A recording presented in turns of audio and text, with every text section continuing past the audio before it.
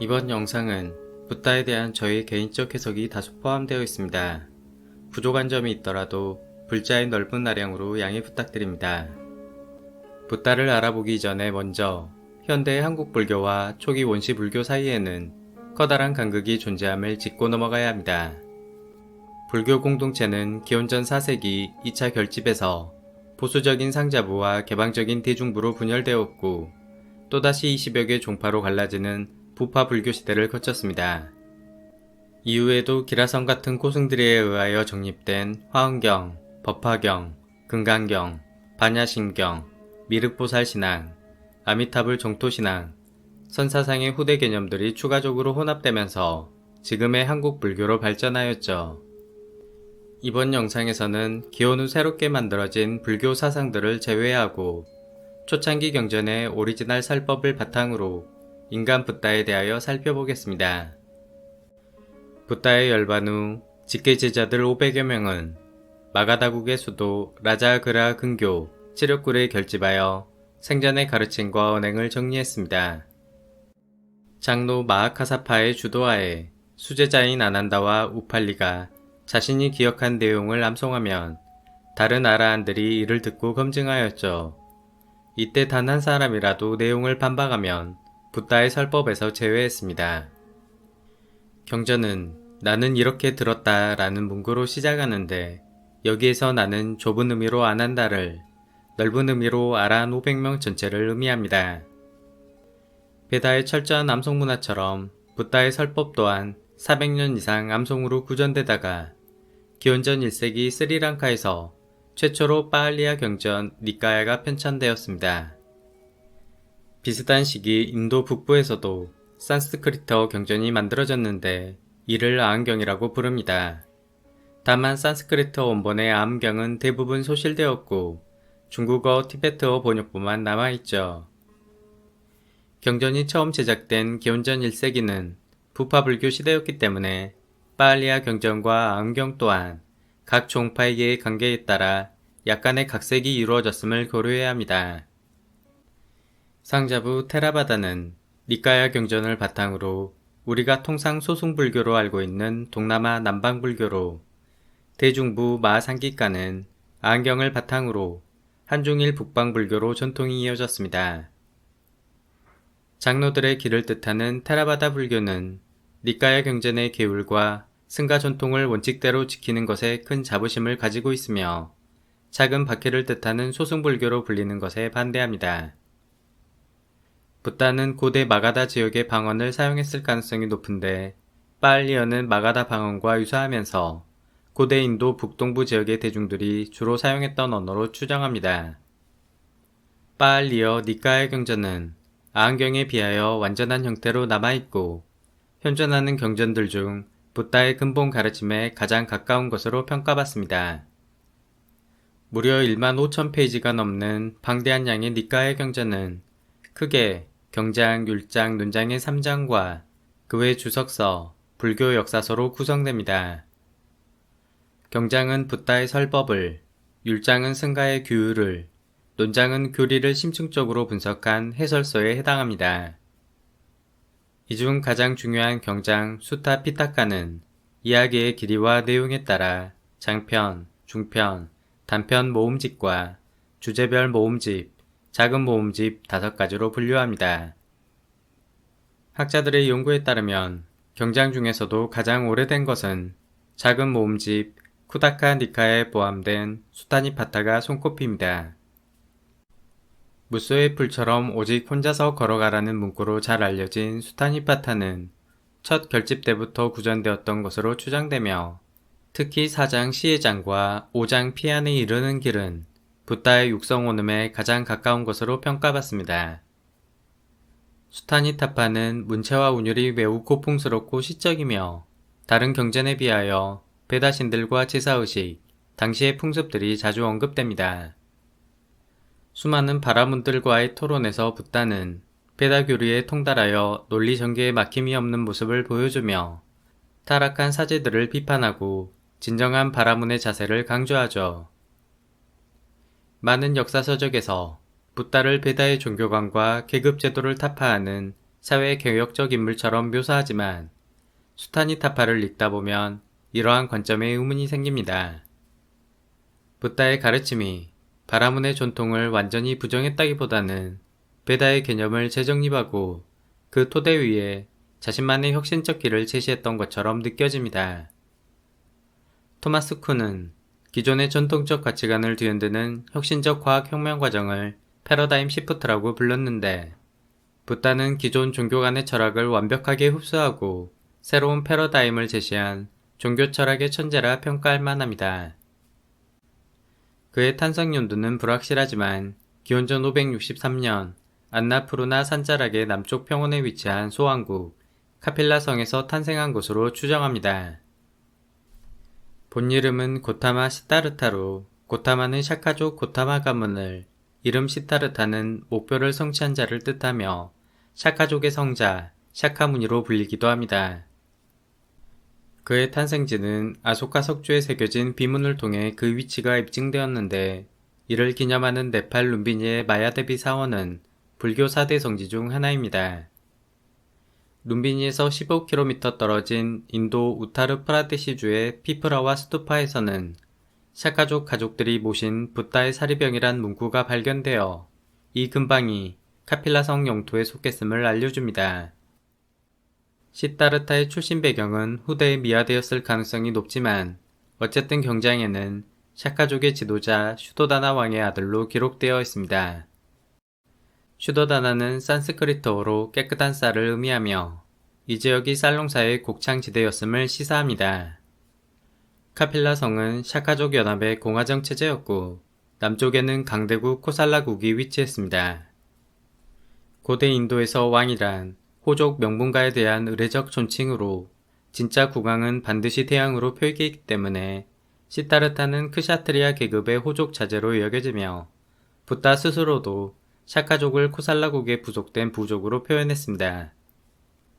옆나라 코살라국의 비두바나 왕은 샤카족 어머니의 핏줄을 이어받았으나 어릴 적 카필라 성을 방문했을 때 샤카족 사람들에게 혈통에 관련된 모욕을 받고 복수심을 키웠습니다. 비두바나 왕이 대군을 이끌고 카필라 성을 침입하려 했을 때 붓다는 수차례 왕을 만나 만류했지만 결국 전쟁을 막지 못했고 수많은 샤카족 사람들이 학살되었죠. 이처럼 소규모 부족 연합들이 강대한 도시왕국에 빠르게 통폐합되던 격변기적 시대 상황이 붓다의 사상에 큰 영향을 미쳤음은 분명해 보입니다.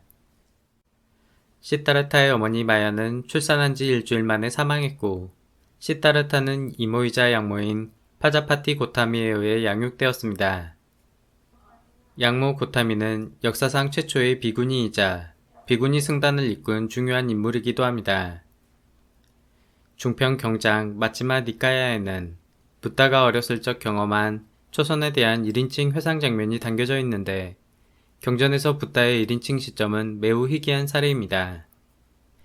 초선의 경험은 붓다가 깨달음을 얻는 과정에서 핵심적 역할을 하기 때문에 이를 불교의 시작점으로 평가하는 학자도 있습니다. 초선이란 명상 4단계의 첫 번째로 잡념이 졸고 내적 평온함과 즐거움을 느끼며 한 가지 사유에 집중하는 단계입니다. 두 번째, 세 번째 명상 단계를 거쳐 궁극적 네 번째 명상 단계인 무념무상에 이르면 즐거움 수카와 고통 두카가 완전히 사라지고 순수한 평정심, 우펙샤만 남게 됩니다. 명상 네 번째 단계인 무념무상은 과연 이게 가능할까 싶지만 1단계인 초선은 일반인 누구나 시도할 수 있습니다. 붓다가 극단적 고행에도 해탈에 이르지 못하여 고민할 때 어렸을 적 경험한 초선의 평온함이 깨달음의 새로운 길을 제시하는 중대한 전환점이 되었음을 제자들에게 수차례 강조했습니다. 악기 베사나여, 내게 이러한 생각이 들었다. 아버지 사카가 농사일을 하고 있을 때 어린 나는 시원한 잠부나무 그늘에 앉아 마음속 욕망들과 좋지 않은 것들로부터 멀리 벗어나 즐거움과 편안함의 초선에 이르렀고 그 상태에 머물렀다. 과연 이것은 진정 깨달음으로 가는 길일 수 있을까 나는 고민했다. 악기 베사나여, 나는 초선의 기억을 음미하며 바로 이러한 내적 평온함이 깨달음에 이르는 길임을 확신했다. 당시 시라마나 전통은 고행을 통하여 나쁜 까르마를 소멸시키고 해탈에 이룰 수 있다는 믿음이 강했기 때문에 고행이 올바른 길이 아니라는 확신은 파격적 발상의 전환이었습니다. 출가 공동체의 분열 과정을 정리한 텍스트 상가 베다 바스투에는 붓다가 출가를 결심하게 된 사문유관 이야기와 초선의 체험이 함께 얽혀 있습니다. 호화로운 궁전 생활을 즐기던 시타르타는 왕궁 동문에서 노인을, 남문에서 병든 사람을, 서문에서 시체를 마주쳤고 이를 계기로 삶의 본질이 생로병사의 고통임을 깨닫게 됩니다. 큰 충격 속에 번민하던 시타르타는 북문에서 평화로운 표정의 수행자를 발견하고 부인과 아들이 있음에도 출가를 결심합니다. 출가는 모든 재산과 신분을 버리고 가족과 완전히 단절되는 사회적 죽음을 의미했습니다. 슈도다나 왕은 아들이 성박 농경지에서 고단한 삶을 직접 체험함으로써 출가의 결심을 포기하도록 유도합니다. 시타르타는 쟁기제라는 농부, 채찍을 맞으며 밭을 가는 소, 쟁기 끝에 파헤쳐져 꿈틀거리는 작은 벌레, 그리고 새들이 날아와 벌레를 쪼아 날아가는 장면을 목격했습니다. 그는 생명의 고통과 생사의 순환에 대하여 깊이 고민하며 잠부나무 그늘 아래에서 깊은 고요와 집중의 초선 상태로 들어갔습니다.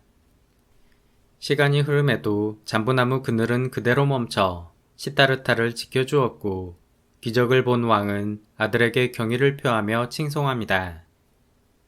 이러한 기적과 추앙의 서술은 후대 경전으로 갈수록 강화되는 경향이 뚜렷하며 신적 존재로서 붓다를 그리기 위해 여러 신비한 내용들이 첨가되었음을 알 수 있죠. 시타르타가 출가라는 극단적 선택을 한 이유는 당시 여타 우파니샤드 고행승들처럼 생사윤회의 고통에서 벗어나 해탈을 얻기 위함이었습니다.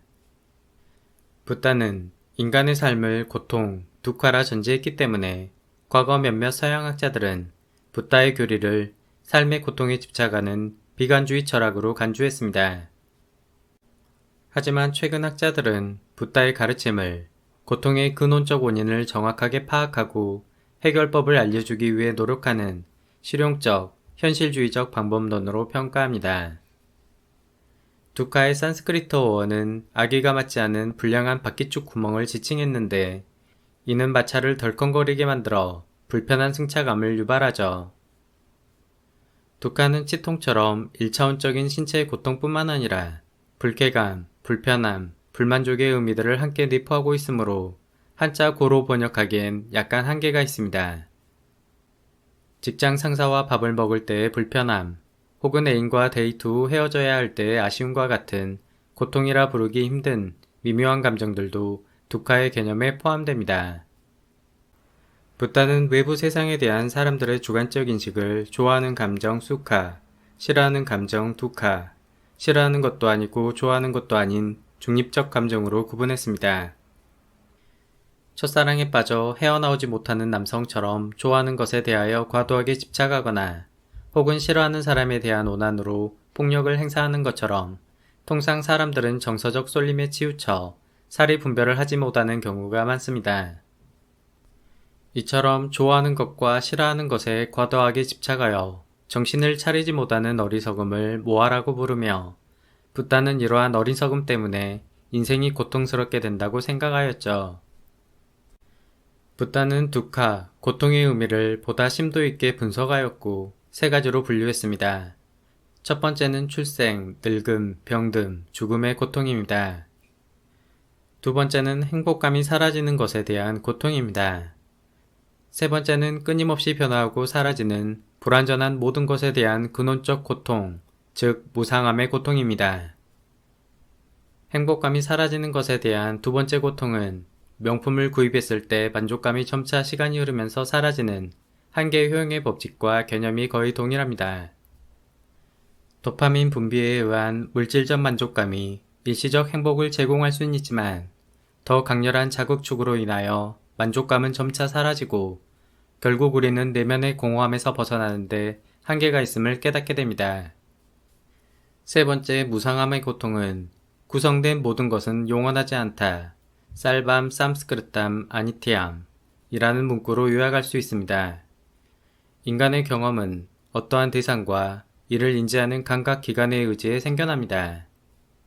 커피를 마실 때 느끼는 만족감은 커피라는 대상과 향, 맛, 카페인의 각성 효과를 인지하는 다양한 감각 기관의 작동으로 발생하죠. 붓다는 우리가 인식하는 물질과 생명체, 정신과 같은 세상 모든 것들이 어떠한 조건들이 합쳐져 일시적으로 형성되는 불완전한 결과물이라 믿었습니다. 즉, 세상 모든 것은 영원히 지속되지 못하고 사라지기 때문에 무상함의 근원적 고통을 느낄 수밖에 없는 것입니다. 두카에 대한 깊이 있는 성찰은 붓다 가르침의 핵심 전제인 고귀한 4가지 진리, 사성제로 귀결됩니다. 첫 번째, 우리가 사는 세상이 고통임을 깨달아야 하고, 두 번째, 고통이 발생하는 근본 원인을 깨달아야 하고, 세 번째, 고통의 소멸이 가능함을 깨달아야 하고, 네 번째, 고통의 소멸로 이끄는 길을 따라가야 한다는 것입니다. 소소한 일상의 행복을 추구하며 나름 긍정적으로 살아가는 현대인에게 인생 전체가 고통이라고 일갈하는 사성제의 첫 번째 전제는 그 시작부터 매우 비관적으로 느껴져 언뜻 수긍하기 어려운 면이 있습니다.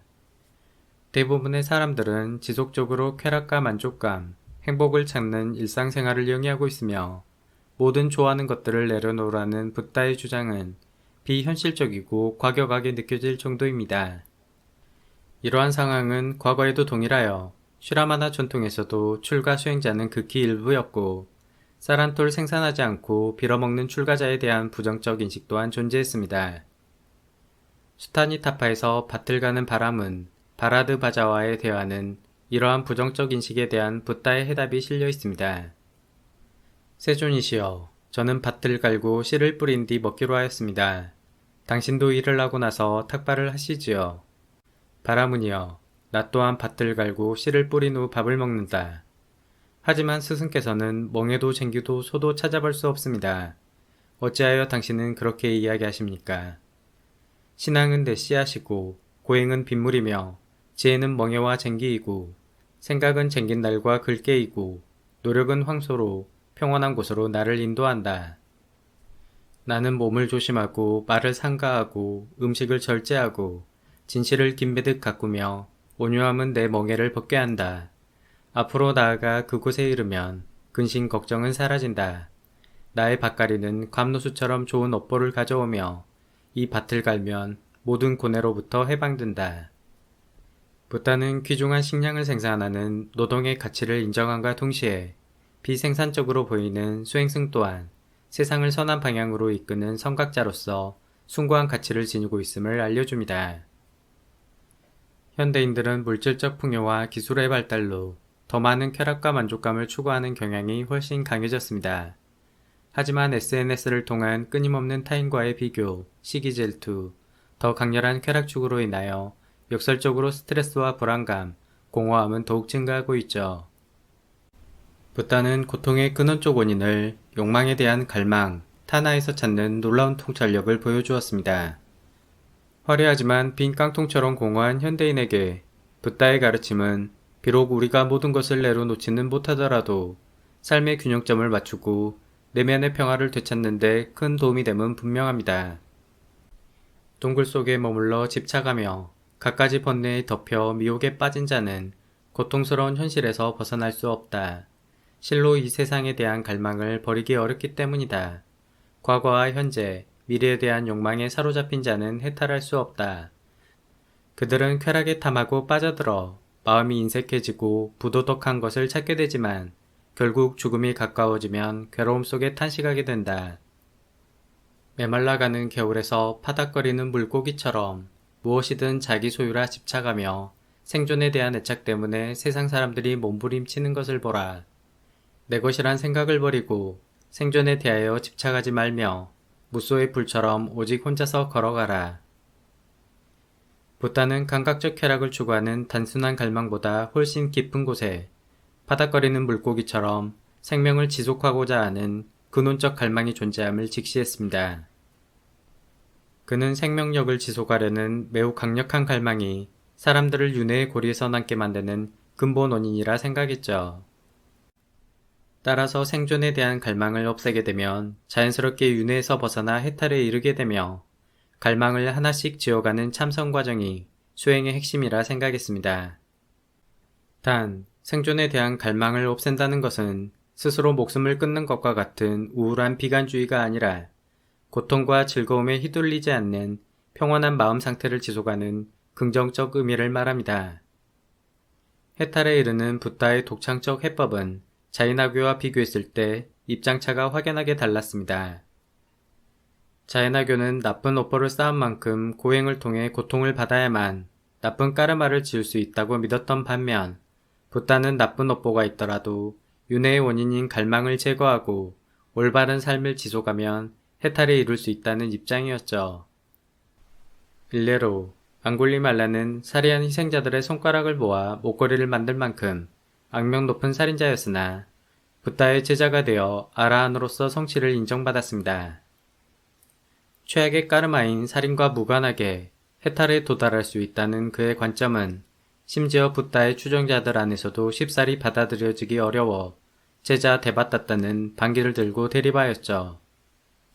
후대 서사에서 데바따따는 붓다를 살해하려 한 악인의 대표적 인물로 묘사됩니다.